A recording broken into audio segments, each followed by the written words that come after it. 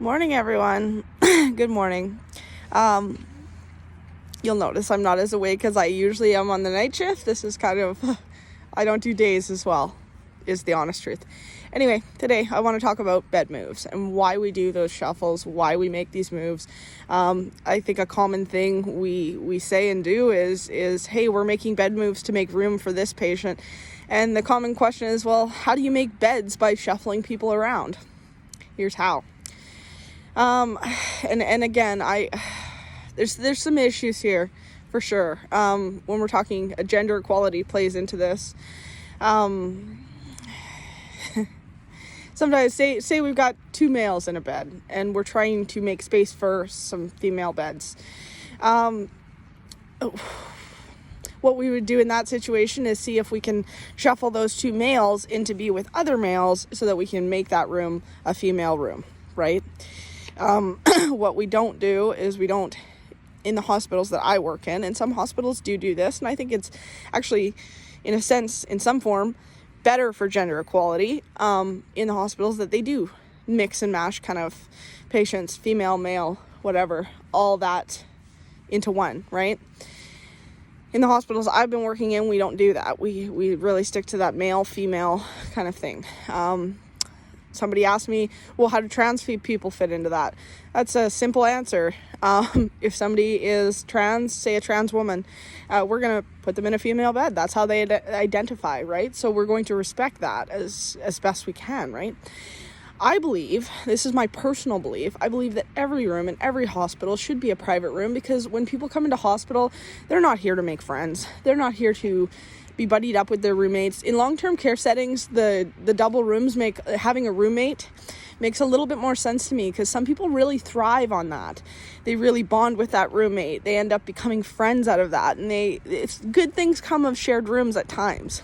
I'm not going to say they don't, because it's not true.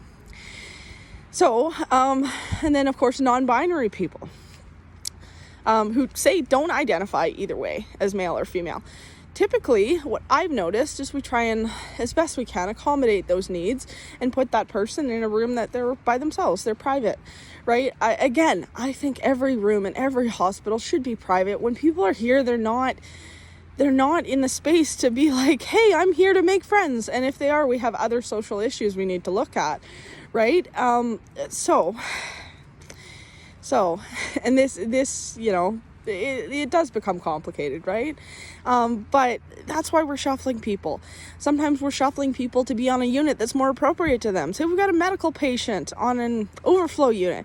It's probably best if we get them to a medical unit. Maybe they need IV antibiotics that are easier. It's not that we can't provide these things. It's that they're easier to provide on certain units, right? We want people to be on the unit they're most appropriately matched to, right? Whether that's TCU, which is transitional care, awaiting long-term care, that kind of stuff.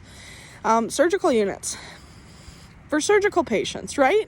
It's ideal, because typically the nurses you see on surgical units, for the most part, they do surgery. That's what they do. That's what they do well, right? So it's also about matching patients up with the unit that they should most likely be on, because that's where the experience is going to be that's going to help them, right? Having that said, I'm a casual. I work everywhere, so I have a little bit of experience and a little bit of everything, which is really nice for me. Not for everybody.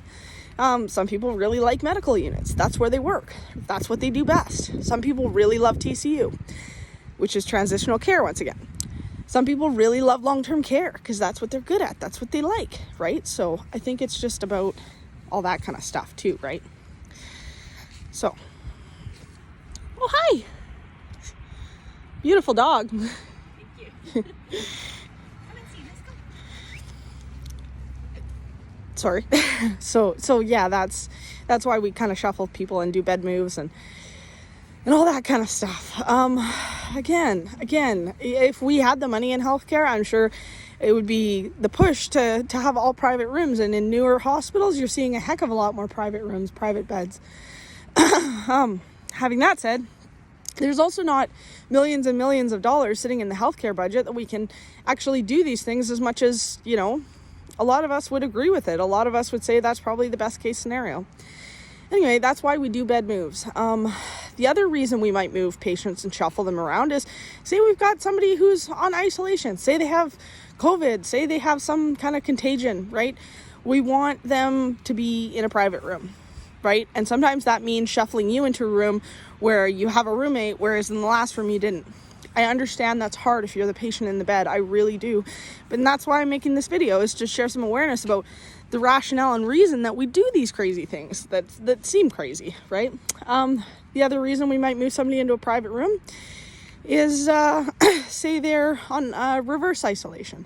So say they have a really compromised immune system, and it's our job as healthcare workers to keep them protected and safe. So you're going to see me gowning up and gloving and doing all that in that room because I'm doing that for that patient, right? I'm making sure that none of my germs kind of enter their space, because like I'll use cystic fibrosis as a great example of people who are very compromised in most cases, who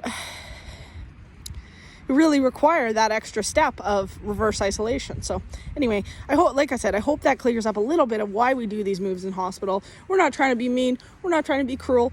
And honestly, bed moves are my least favorite thing of nursing. Sometimes we create a really good scenario and we create a better situation by doing these bed moves. But it's work. It's a lot of work to make all these shuffles and moves and clean rooms and then get this person in there.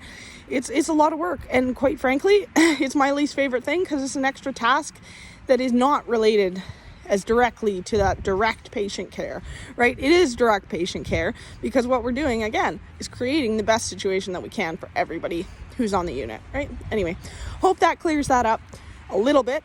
If you like my videos, hit like, subscribe, do all those things, or don't. If you got something out of this, I'm happy.